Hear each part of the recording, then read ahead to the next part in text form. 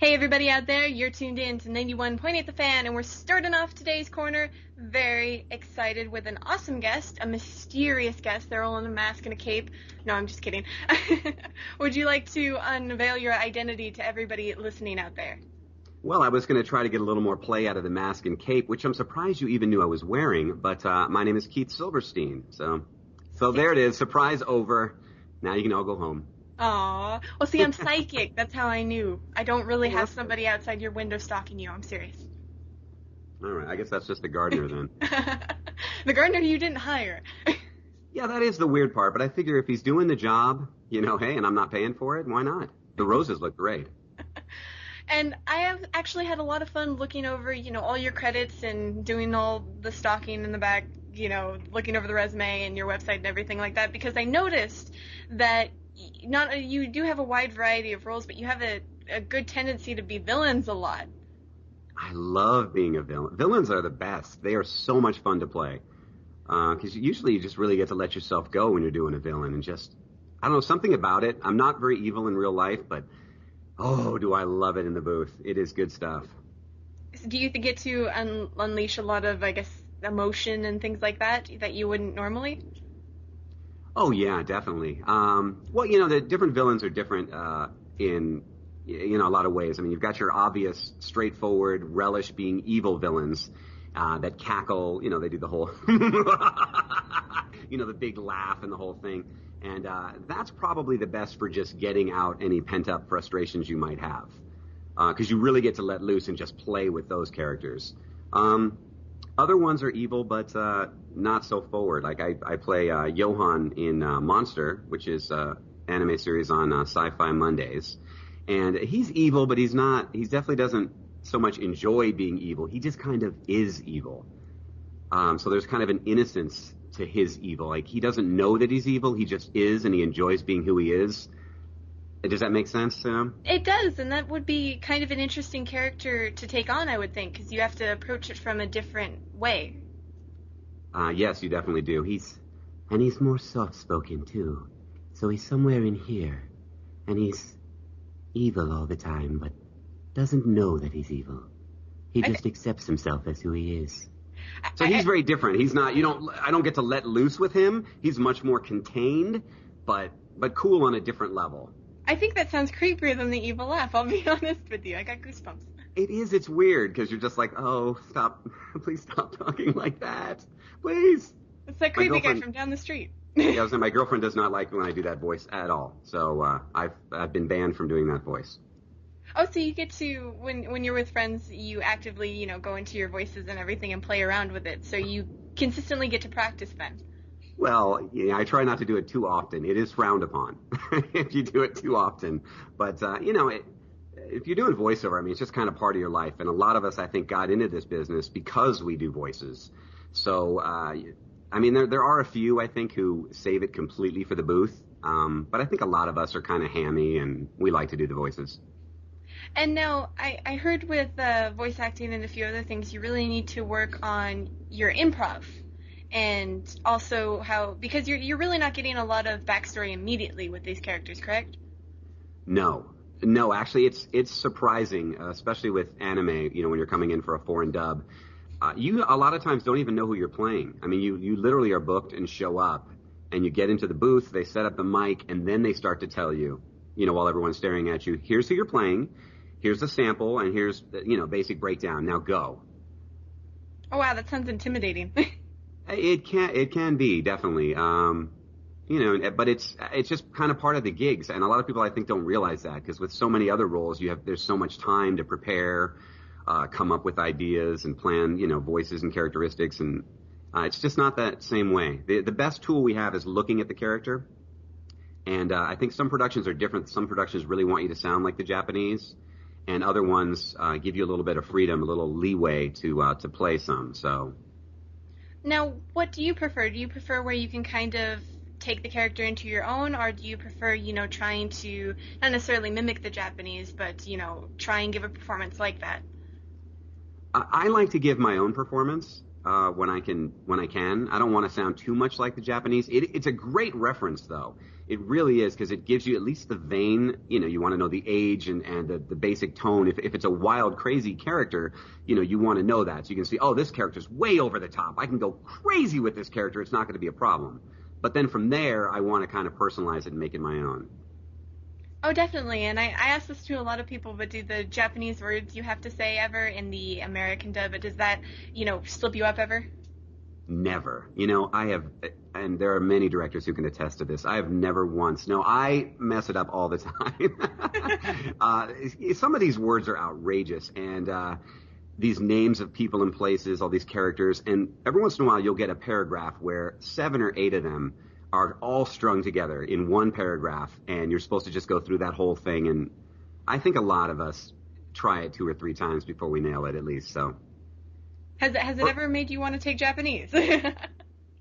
That seems very daunting to me. I would love to learn Japanese. I just know that all the Asian dialects are very tonal, and it's very difficult if you haven't learned it and heard it as a child to then pick that up as an adult. Yeah, at least so I'm told. So that's kind of frustrating. Yeah, I don't want to start with knowing that I'll never. At best, I'll sound like Tarzan. You know what I mean? I understand completely. I'm known as the DJ who can't pronounce any Japanese words, so I've been there and done that and gotten criticized for that one. So it makes me feel better that sometimes you guys have to redo it. Yeah, no, we do. We definitely do. I'd love to tell you the opposite, but no, it's tough sometimes. Can you think of any major, mess-ups or goof-ups that happened in the booth that's just a story that you have or that you've told a lot of people? I don't know. I've heard a few stories of major. I think for me, I use my hands a lot, and there's been once or twice where I use my hands movements a little too much, and you kind of knock you don't hit the mic, but you hit the script stand over, which is always it's just embarrassing. It's not a huge deal. I haven't knocked it completely over. I've got good reflexes, and I have caught it every time. But you get carried away in a character every now and then, and nothing breaks the character better than smashing into the script stand. But at the same time, you haven't broken anything yet. Not yet. No, I'm working on it, though. Well, you'll have to save that story for us then. Yeah. Nobody wants to be that guy. Somebody in the next 3 months will come in and tell my story about how I broke something, but so far it hasn't happened, but I'm hoping it will at one point. I'm jinxing voice actors one by one. And now, when you do get to be a good guy, I have to wonder, is it interesting to see like the opposite side of, the evilness and the goodness? Is it kind of weird to see the two different sides of it? I don't know if it's weird. They're just both fun on different levels. I really can't say that I've had a role that I did not enjoy. I've had roles that were more difficult than other roles, or just jobs that were real throat rippers where, you did a lot of screaming or a lot of really deep, raspy voices. But I enjoy it all, whether I'm playing somebody evil or a nerdy high school kid or, the hero of the story. The heroes are great because they usually a lot of times they have more lines. You might get paid more. If you have more lines and you have more sessions, you do get paid more. The heroes usually live. I seem to play a lot of characters that die. Aww. That's just kind of the way. Well, no, it's not necessarily a bad thing. My son teases me about it all the time. Every time I get a new character, he's like, "He's going to die, right, Dad?" And it's like, "Yeah, he's going to die. Yeah, I'm sorry." But he gets enjoyment out of it. So, and there's nothing better than a good death. Well, that actually must be a lot of fun, but as you said, that must be really taxing on your voice to do like death-curdling screams and things like that. Have you ever lost your voice? I have. I've never lost it in a session. I've definitely had a session that was on a Friday, let's say, and I was really glad to have, the weekend off before I had to work again on Monday. Yeah, I've heard that the secret is to do all the screaming at the end of the week. Yeah, almost every production I've worked on, they're very smart and they're actor friendly, and they know that the best time to do that is at the end. Especially if you have high pitch, if you're doing voices up here and they're very high, you definitely want to do those first and then do the throat ripping things later. Well, that's actually kind of interesting to me. Do you have any tips or tricks though that help you soothe your voice or get your voice tuned and ready for the booth? As far as soothing, I drink a lot of water while I'm in the booth. If you're doing a lot of screaming, I found it's best to take instead of taking, longer breaks in the middle, take just little short breaks throughout. I mean, if it's, one of those video games where you're just grenade every 30 seconds, that helps. I like the Ludens, the little, I don't know, those little pectin, like sucker, Oh yeah, I know little what you're talking candies. Yeah, those are great. Those seem to coat the throat, and you're good to go for at least another 10 minutes after one of those. So Very nice. So if anybody out there is ever looking into taking care of their voice or being in some sort of vocal business, you might want to keep that to heart. there you go. There you go. And Ludens, I expect my check within the week. That's your walking advertisement for today, right? Absolutely. I may have more. Well, who knows? And now I'm curious, do you have a role that you're doing right now that is favorable? One that just stands out to you?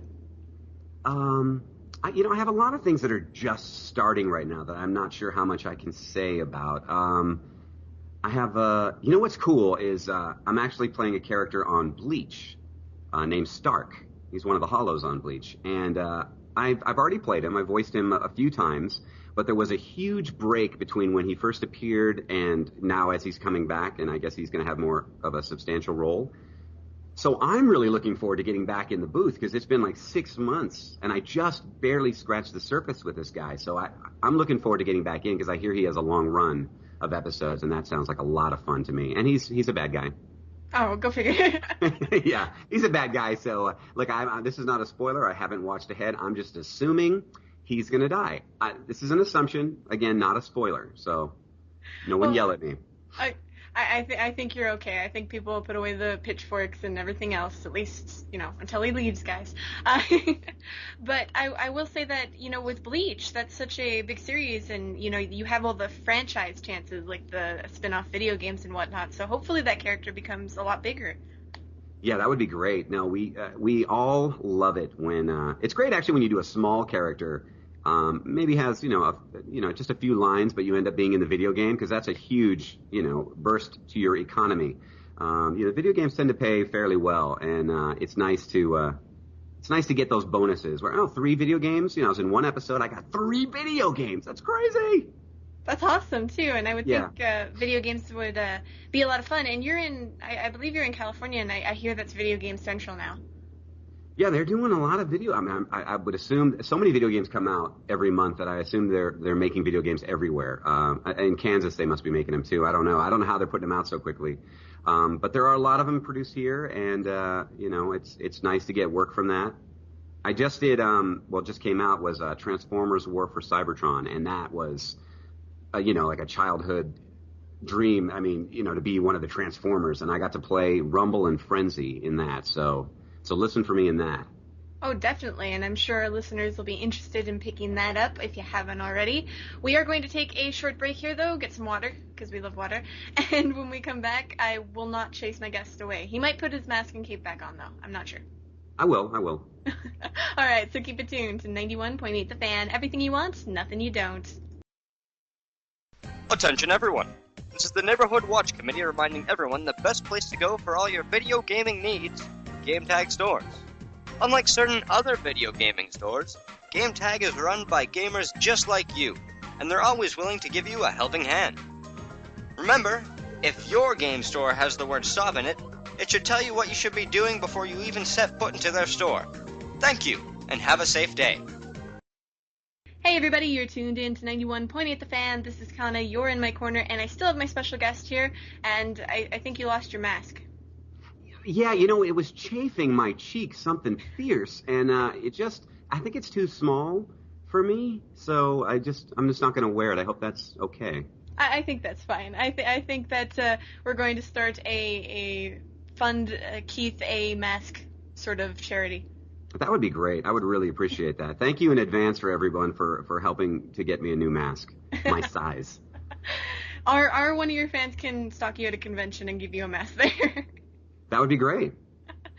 Well, anyway, I am curious about your upcoming projects and what you would like to tell the listeners about concerning, what are you doing now? What's coming up? And we don't want you to get in trouble, obviously. Yes, what am I doing that I can speak about now? Kakaishi is on Adult Swim now, I believe on Saturdays, I think. Otherwise, a fan will call in and correct me. Someone will still tell me I'm wrong. And so I'm working on that. Although I'm really confused about my character. My character has not, or my main character on that show has not appeared yet. We've already recorded a little bit for him, but he has a certain, I don't want to ruin anything or say something I shouldn't say, but he has a certain name on the script. And I looked online and I couldn't find anything about this particular character name, but I did find a character that looks exactly like him with a different name. So I'm assuming that that's me, and they've either changed the name or he goes through a variety of names or something. I don't know. It's kind of interesting. Yeah, so I don't know. He looks like well, I'll say the character that, as I'm playing him is called the Watcher, and I think that's okay for me to say that. But he might be somebody else who looks really cool down the line. So somebody let me know if that's the case, because I don't know. I'm just out here, I'm searching the internet trying to figure out, who is this guy? Is it the same guy? And I don't know. It actually sounds almost like a superhero, the Watcher. The Watcher. He's not. He is. Ready? Oh yeah. Okay. A bad guy. Oh. He's a bad guy, of course. What else? You're obviously really good at those, and that's a good thing. That I think people are noticing you're really a good bad guy. But is that? Do you want to be a good bad guy, or do you want to be a bad guy? See, I'm not sure. Maybe I'm doing it wrong. That's true. Maybe I should eat my own words. And I will play bad guys till the day I die. That sounds fantastic. The few good guys sprinkled in. That's the way I like it.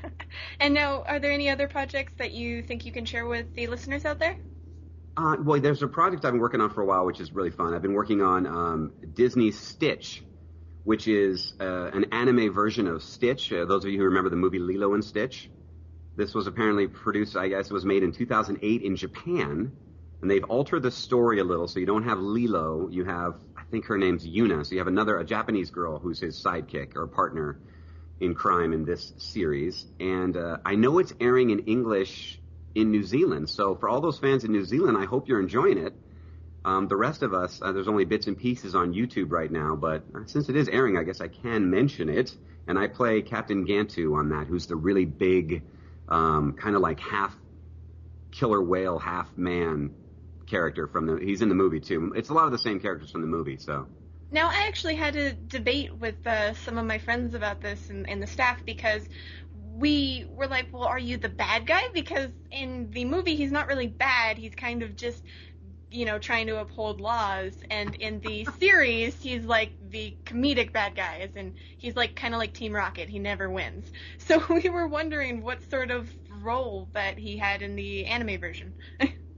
Yeah, I think he's more like the second one, more like the series. He's still a bad guy. He's not evil, and he's not someone you hate. I mean, he is. His things go wrong. He cries. He's very emotional. So he's not always that tough guy that we know from the movie. But he's still a bad guy. Ah, I see. I should have maybe more of a henchman. Does that make sense? He's not making the master plan. Yeah, that's true. Didn't he have like a rabbit thing? I think it was that was above him. Yeah, you've seen some of that. Hamster Wheel. Hamster Wheel? Oh, I think his name's Hamster Wheel is the name, and that's Kirk Thornton does that and does a fantastic job on that voice. He's great. That must be very interesting to see, an anime or a Japanese version of, a Disney production of something, a lot of people in America know, and I'm sure was released there, but to see a spin-off in their version of it, was that kind of, strange at all, or did you see anything that was really different? Well, no, it looks very similar. It obviously, has a little bit of that anime look, but it looks good. The animation's great. I like it. What was odd to me is that the show was still going. I saw the movie and I thought it was a good movie. I didn't realize the following it had. I mean, most Disney movies get a series afterwards on Disney Channel. But this one is like, apparently in Japan is huge. Like, now that I'm working on it, I see like keychains and plushies and backpacks, and like they have everything stitched, all these little figurines, and it's insane. I think I know the mentality, because there's so many of those little creatures, it's like Pokemon. Yeah, but they're everywhere, and there's no Gantu. So Disney, make some Gantu figures or something. Come on. Hopefully they'll make a talking one. There you see, that's the ticket, right? That's what I want. Exactly. Awesome. And I'm curious if any of our fans can catch you at any conventions either this year or next year, or was that a no? I can't remember. Well, listen, I got to apologize. I need to get on that. I would love to do some conventions, to hit the whole circuit and just go crazy. So I need to put in a little work and make a few phone calls and emails and all that entails, and get out there to meet some of the fans. I would love to do that. So that's my bad, and I will be getting on that as soon as this interview is over. Well, I found that a lot of voice actors, they expect the conventions to invite them, and I found out through all of these interviews that that's really not how it works. You kind of have to go to the convention and be like, nudge, nudge, hey, what about me? Yeah. Yeah, I think there's a point. I mean, I definitely think there are some actors who've done so much, whatever it is, whether it's anime or video games, just have so many memorable characters that I think some of them are approached. But in general, yeah, there is a little bit of work to say, hey, I'm free, I'm available, I'm interested in doing this, and pursue it a bit on your own. Well, hopefully you can keep us updated, and I believe you have a website. Would you update that with convention appearances? Actually, if it were convention appearances, I would probably put that on Facebook, because that's kind of easier to, on a moment's notice, kind of add something up there and post it up there. So you can look for me on Keith Silverstein Voice Artist on Facebook, and if I have any appearances, I will definitely put that on there. And I must compliment you on your website. I did like the whole superhero thing going on out there. That was really cool. Thank you. No, I'm very happy with my website. I haven't had to make any changes since it was done. I'm very happy with it, other than adding new information. So. Well, very cool. And I will say that we are nearing the end, which is kind of sad, but we finish off with a grand tradition, which we bug everybody to do, and we were wondering if you'd participate. Is this where we step on the glass? No, that's for behind the scenes. Oh, okay. That's a different. That's a Jewish wedding. I'm sorry. I don't even know where my brain is. Okay, I'm sorry. Okay. We ask everybody who comes on if they'd be willing to do a radio bump for us. I would love to bump your radio. Wait a minute, that came out weird. Basically, we were wondering if you could say the following line, and some people need a pen and a paper because they can't memorize it, which is fine. We put you on the spot. But we were wondering if you could say, my name is, I do this, and you're tuned into 91.8 The Fan. And obviously you fill in the blanks. Nice. My name is Keith Silverstein, and I'm not ashamed to admit I am a voice actor. And you are tuned in to 91.8 The Fan. Perfect. And I didn't hear you scribbling for paper and trying to write it down. You might have tricked me. I went for it. I just went for it. Yay! Did you want... I write it down afterwards to make sure I got it right. It's weird, but it works for me. Well, no, I haven't had that in a long time, so I must applaud you. Little golf clap for you. Well, thank you. Thank you very much. And is there anything else you'd like to tell the listeners out there? Let's see. Now that we've spoken for so long, now what do I have to say? I don't know. Thanks for having me. Actually, I'm honored that you invited me to the interview, and I'm glad to talk to everybody. So. Very awesome, and thank you so much for being here. Hopefully we can have you on in the future. And for anyone that missed this, you can catch it on our website in the next few days. So keep it tuned to 91.8 The Fan, your favorite station. Everything you want, nothing you don't. Up next, The Scandal and their song Shoujo S.